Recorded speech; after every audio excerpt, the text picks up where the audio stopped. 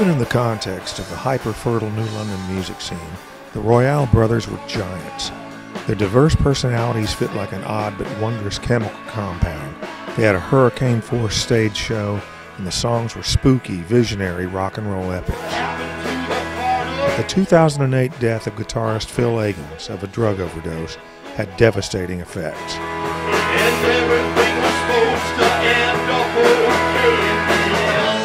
I wanted nothing to do with the music scene anymore.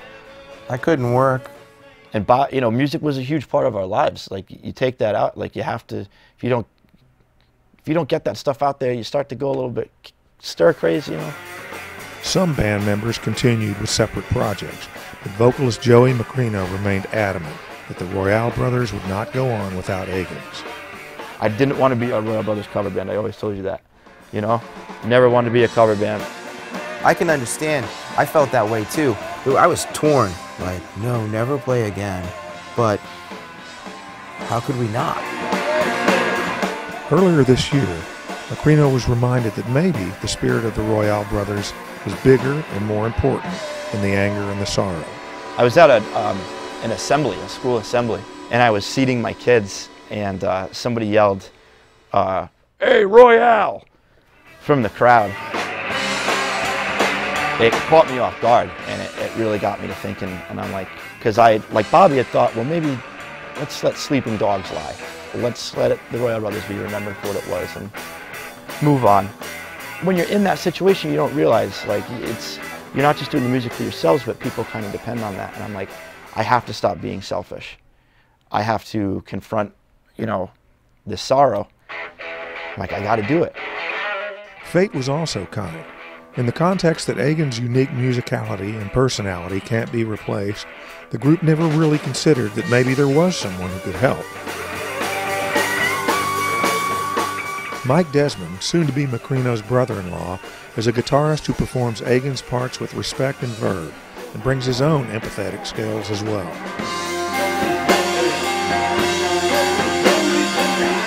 The band returned to their basement enclave to prepare for a reunion show to benefit a scholarship fund in Agins' name.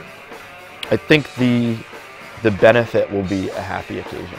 It's going to be, there's definitely going to be some melancholic aspect to it, but I think overall it's a celebration. It's like, this is what we did, this is what Phil did. It's not going to disappear. It just affected too many people. It affected me a lot, forever. The sorcery endures. Macrino now leaves open the possibility that the reunion may not be the last time the Royale Brothers perform or even further explore original material. It originally started as, and I told you, I'm doing this once. It's going to be a one-time thing to get it off my chest, to contribute to the scholarship, to do something for his memory. One time, but I don't know. I'd like to do more. Plus the whole ghost of Phil, always over our shoulder when we're doing this. He wanted the music out there. And that's the thing. He really did. He wanted us touring. Right. He wanted us out there no matter what. We have all this material that never made it out of the basement, so to speak. I think we're at a level right now playing together again as a band with Mike really doing a nice job, that I think we might be able to come out with something. It's just to get these songs out there. They can't just sit in the basement the whole time. Phil wouldn't want that. You know, it's not him playing it, but he played it, he wrote it. We have the feeling of it. So who knows?